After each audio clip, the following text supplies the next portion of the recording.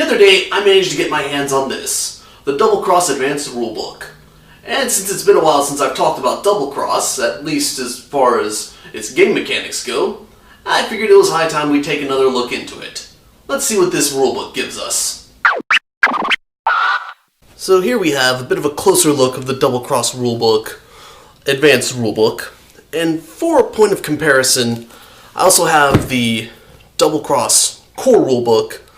It's a little bit bigger, the pages are bigger, it's a little bit easier to read, and it's also considerably smaller because they didn't really add a whole lot more. But one thing they did do is that they use a lot more color in it, because all the images in the Core Rulebook are grayscale, they're black and white. But if you wanted to ever know what they look like in color, we now have that little introductory comic that actually doesn't really tell you a whole lot, just more of a mood setting sort of thing.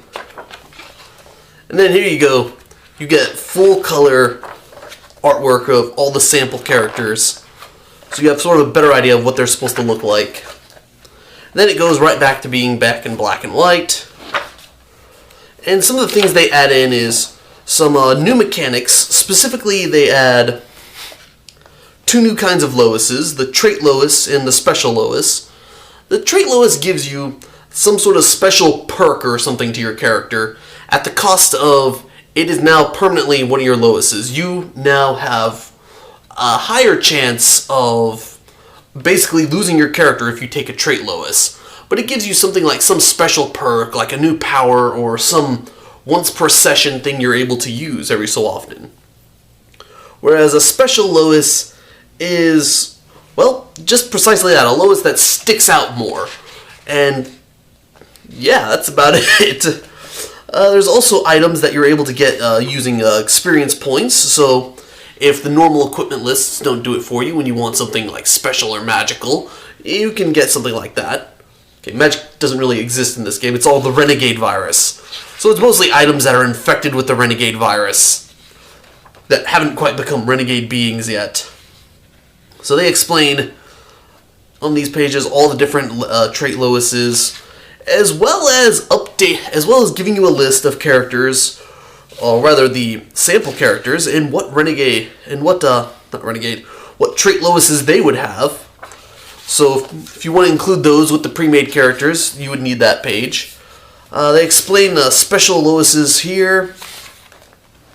The only real thing that special Loises give is if at the end of the game you have your special Lois still as a Lois, then you gain a bonus to your experience points. Whereas if you turn them into a Titus, they are much more powerful when you actually use that Titus. And they also added some new character sheets, like a sheet specifically for combos, and some new renegade record sheets, which are needed specifically for one of the trait Loises, because they have some different ways that encroachment rate affects them. A new list for listing all your powers, and some record sheets and whatnot, and updated character sheets to make new use of trait and special Loises. And there's also some, well, they like to refer to it as troubleshooting, but these are basically just facts and some clarifications for how the game works and whatnot. There was actually quite a few questions about that regarding all that in the G+ group, so they just compiled most of it over here. And one of the interesting things about Double Cross, though, or at least the English edition, some new encounter charts. And this is the list of all the trait Loises. So one of the as I was saying before I interrupted myself, one of the things that they were going to be doing, Version Blue Amusement, was they were going to be releasing a new version of the core rulebook for the third printing. They were going to revise it. And what was going to happen was they were going to make it go from this small size to a much larger size like this. And they were basically just going to improve the readability of it. But due to unforeseen circumstances beyond someone's control, they had to put a halt on that production. And just about everything regarding Double Cross, so this is kind of a franchise that in English is kind of dead in the water. So PDFs are soon going to be the only way you can get any of these things. And here's a list of powers you can get from one of the trait Loises. And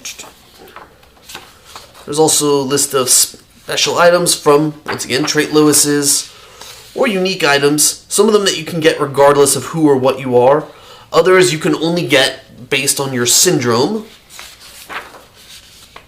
And another thing they do is they give you more world information, which is honestly stuff I didn't really read because I don't typically read setting information for games, because I'm more concerned about actually getting the rules down so I can actually play the game, and then maybe we can tack this stuff on later. It's just the way I do it, because when you're able to run 15 different games, you don't get that far by learning how the world fits together and all those. You kind of just learn the rules and then make up your own world for everything. But this is all cool stuff if you're more interested in things like setting. If you're more interested in like the settings for games, this is some interesting stuff. And some more NPCs they include. Information on false hearts and how they work. They're the bad guys in this one. And yet more NPC information. And that's really it. This last bit is just information about City N, the default setting of the game, and yet more characters, bigger character portraits than what you would find in the core rulebook. So it's nice to have just for that. And some explanations of how all the traits work. And Exhausted Loises. I honestly don't really remember what that is. Probably something I should probably look into. See, this is what happens when you have a very blasé attitude towards games like I do, and reading through them very thoroughly, you wind up missing out on stuff. And some more enemy data. Just in case you need more monsters. And some sample scenarios, just in case, because the game isn't complete without having, oh look, naked chicks, conveniently censored with flower petals. Or maybe that's a dude. I don't know. It could be a dude or a chick. I don't know. You can never tell with that manga artwork. And so yeah, there you go. 160 some odd pages of more double cross goodness in the Advanced Rulebook.